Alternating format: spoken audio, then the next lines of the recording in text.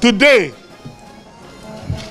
the chairman of Traditional Rulers Council, they go receive the food where they go give to all the traditional rulers across the 18 local governments, distributing to the senatorial district. On the issue of palliatives and being available in a warehouse, every state will have palliatives in the warehouse. Let me thank and acknowledge CACOVID for the massive supply of all these palliatives. Note that as you empty your stock, they restock. This keeps coming. For Cross River State, our last receipt was on the 12th, just last week. The way bill is available, and we've shared the way bill on the internet to show that that stock arrived on the 12th. By 12th already, this tension had started building, and we were already waiting on them. I also want to recall that we do the distribution in Cross River State in a sequence. We started with traditional rulers and churches. When we were done with the distribution amongst traditional rulers and churches, we moved to local government by local government via senatorial districts. We had done distribution in the Northern Senatorial District and in the Central Senatorial District. The next batch of distribution will be the Southern Senatorial District because it's here at the capital and it has 7 local government areas. And so the stock you have is for that distribution. We target widows, we target the aged, we target people who don't have money, who cannot survive, who cannot work. We target those who fish no more, who can no longer fish because they are aged, they don't have loved ones.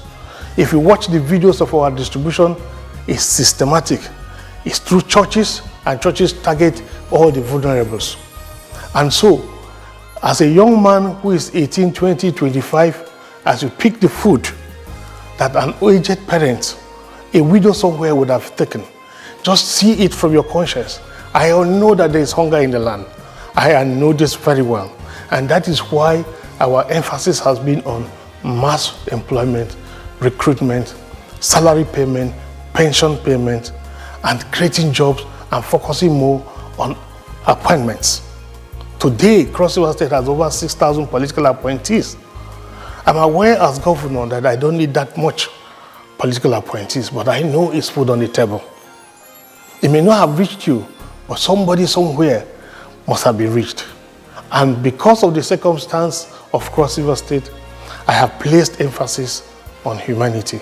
That is why I established a full ministry, Ministry of Humanitarian Services. And that ministry is responsible for the warehouse.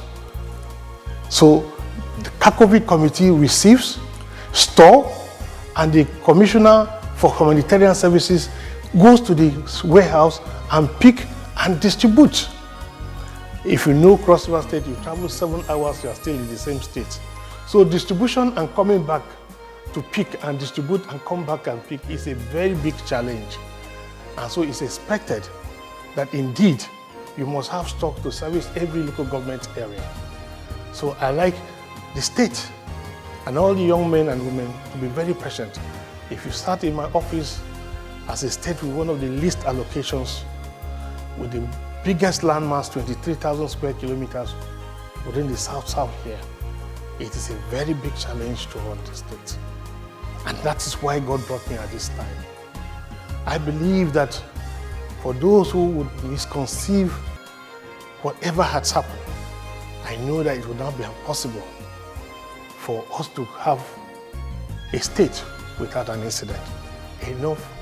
Your point has been proven, and you have made your point very loud and clear. So Cross River State understands the situation, and we stand with you. And we asked that you obey and abide with the regulations and rules of the curfew.